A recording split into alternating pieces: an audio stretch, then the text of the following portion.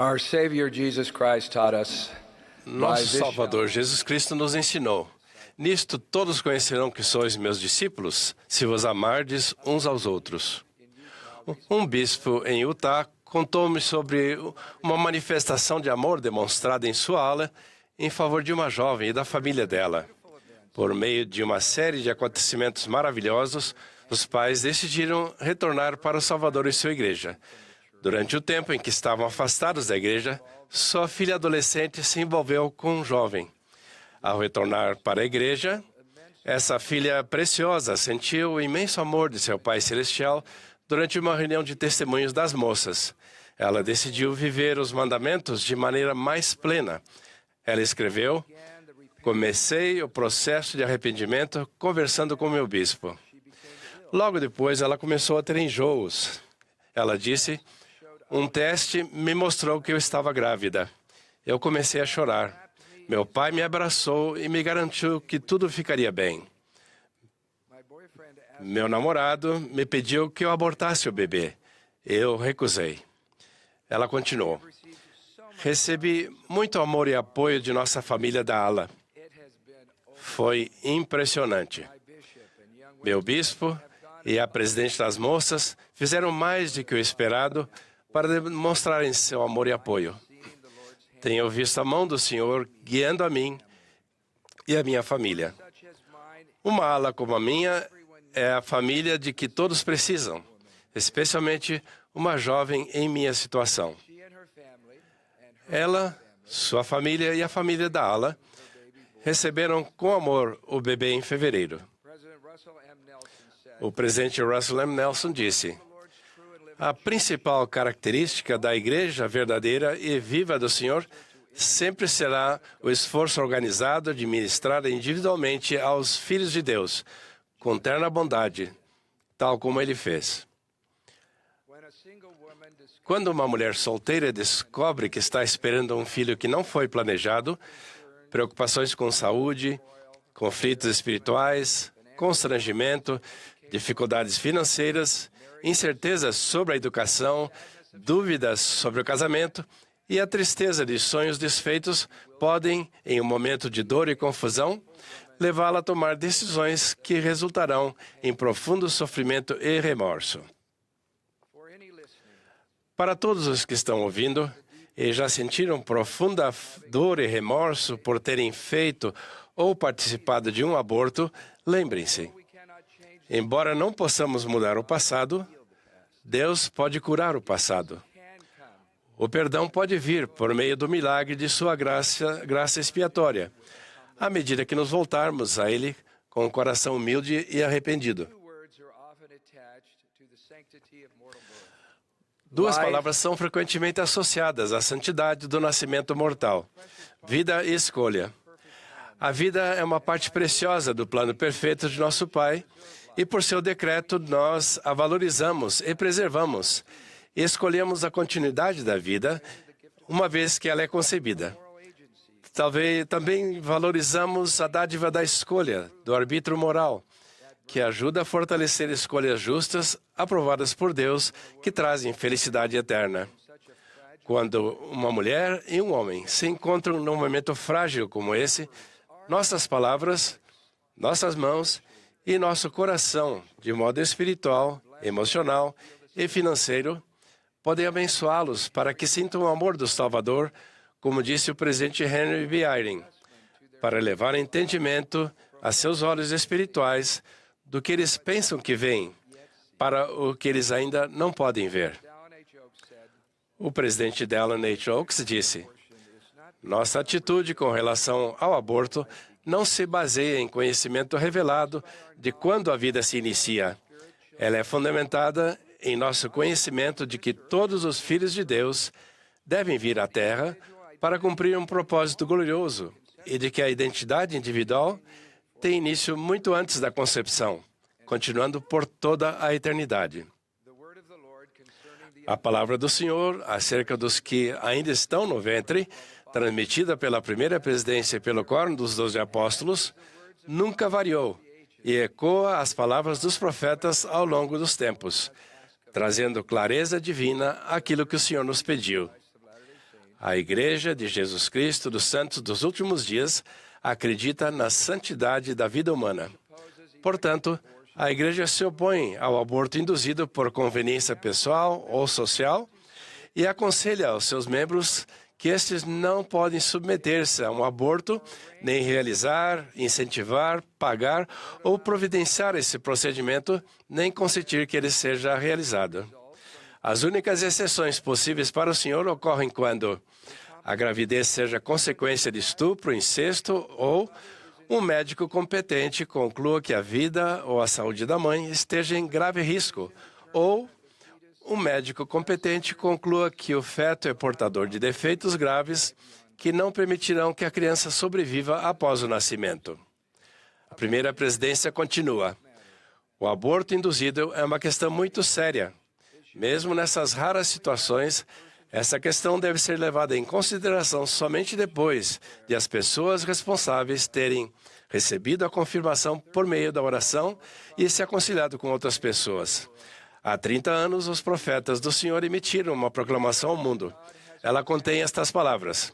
Declaramos que Deus ordenou que os poderes sagrados de procriação sejam empregados somente entre homem e mulher, legalmente casados.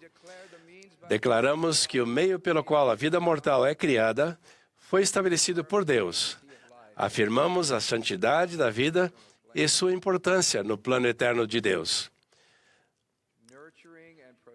Nutrir e proteger a vida do que ainda está por nascer não é uma posição política.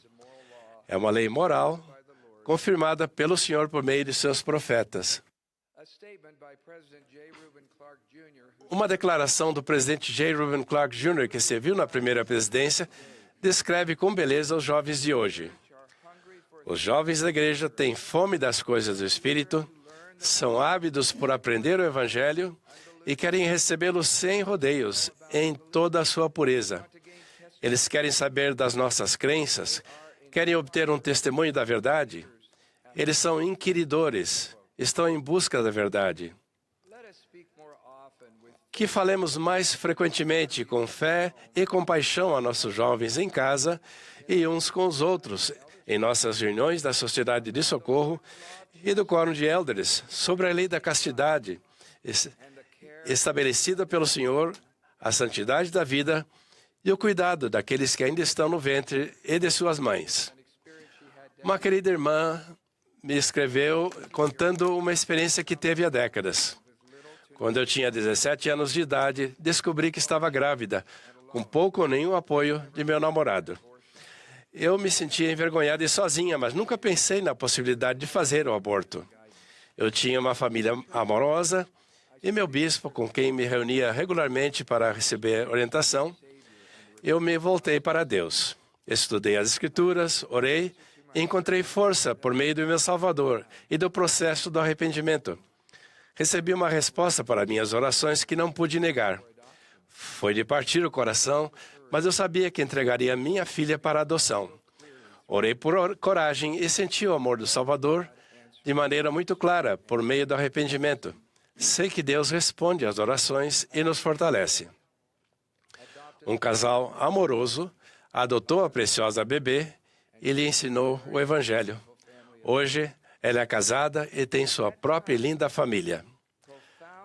Às vezes, incertezas profundamente difíceis e angustiantes podem estar associadas à proteção da vida.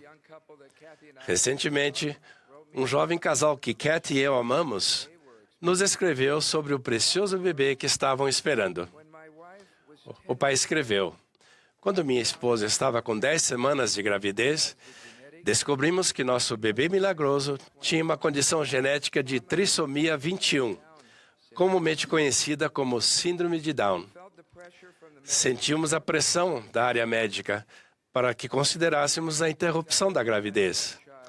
Algumas semanas depois, descobrimos que nosso bebê, que ainda estava no útero, precisaria de múltiplas cirurgias cardíacas em seu primeiro ano de vida. Ao longo desse processo, enquanto orávamos fervorosamente por ajuda divina, sentimos o Espírito nos consolar.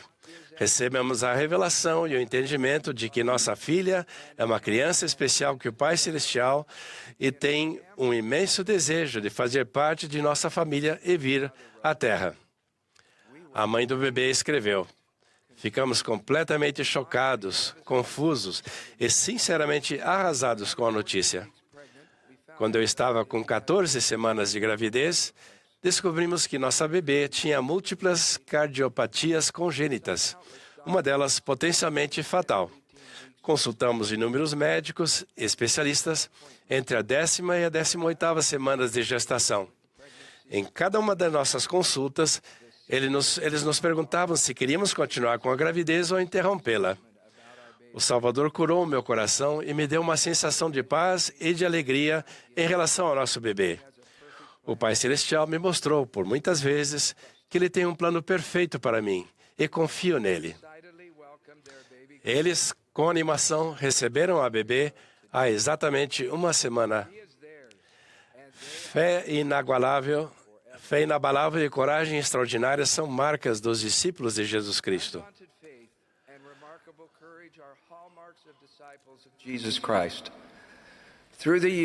Ao longo dos anos, tive o privilégio de conhecer homens e mulheres que, com humildade, buscaram retornar ao caminho do convênio e às suas bênçãos do sacerdócio e do templo, muitos anos após terem perdido sua condição de membro. Certa vez, fui designado para entrevistar um homem em nome da primeira presidência para a restauração de seu sacerdócio e de suas bênçãos do templo.